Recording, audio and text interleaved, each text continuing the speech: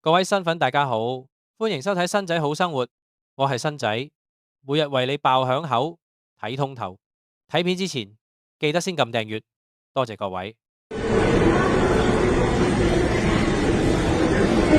佢仆街，咬佢。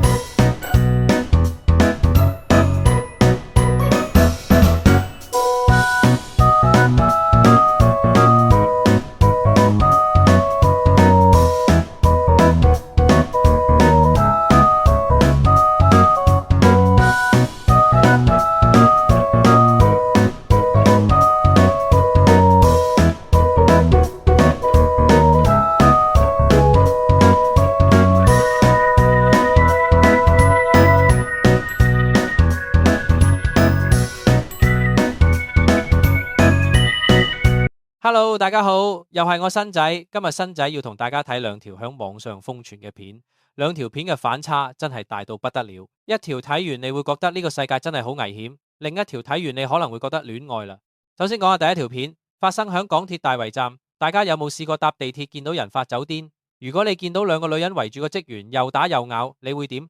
呢條片真係令人睇到眼火爆。而第二條片就舒服好多啦。城巴最近驚現一位仙氣女車長，靚到連內地網民都忍唔住要嚟香港追車。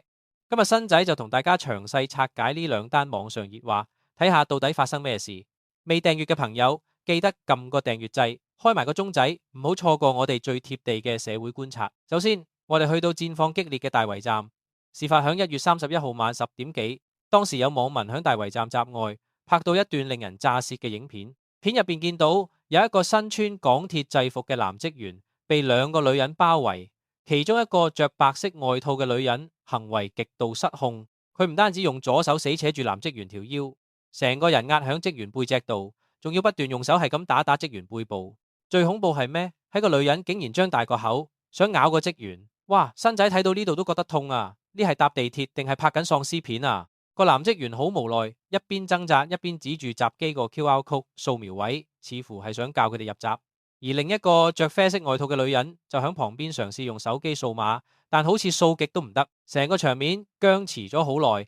白衣女好似樹熊咁纏住個職員，寸步難行。突然間，白衣女仲走到職員背後，伸手箍住職員條頸，呢簡直係襲擊公職人員啦啩！之後飛衣女行開咗少少，職員想指引佢方向。點知白衣女突然發難，瘋狂打男職員。你以為咁就完？未算，之後有第二段片流出，見到有3個男職員趕嚟增援。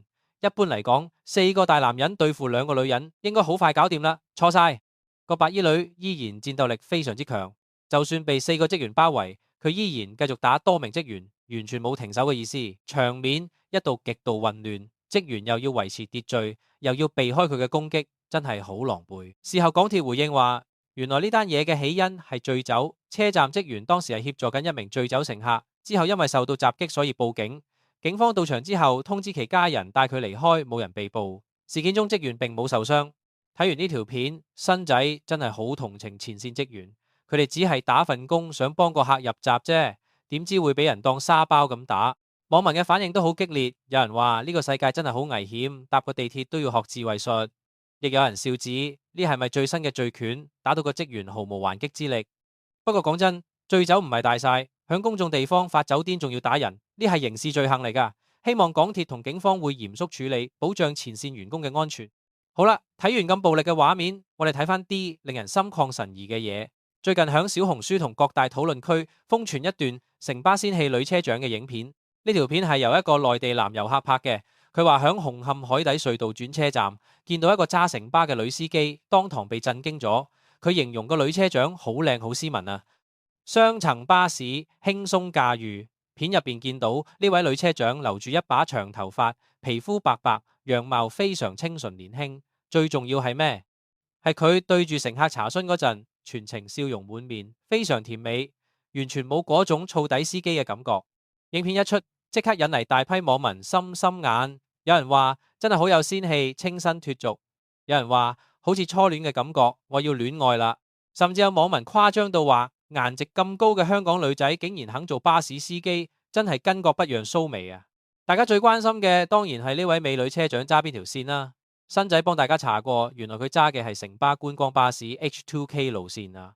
呢條線係循環來往中環天星碼頭同西九文化區，途經佐敦、尖沙咀、纜車總站呢啲遊客熱點。車費雖然要成40幾蚊，但係可以坐住開篷巴士，吹住海風，仲有美女車長睇。